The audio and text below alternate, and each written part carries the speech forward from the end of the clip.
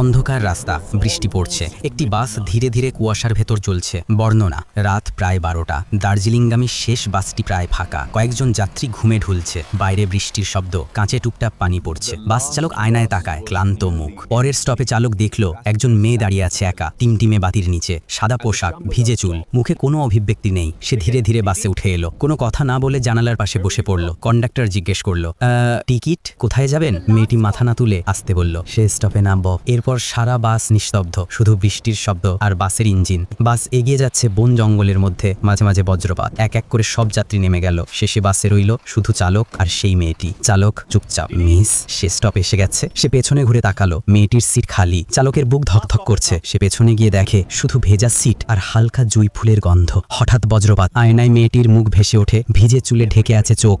লোকজন বলে বৃষ্টির রাতে সে এখনো ওঠে সেই শেষ বাসে, যাত্রা শেষ করতে, যে যাত্রা তার অসম্পূর্ণ রয়ে গেছে।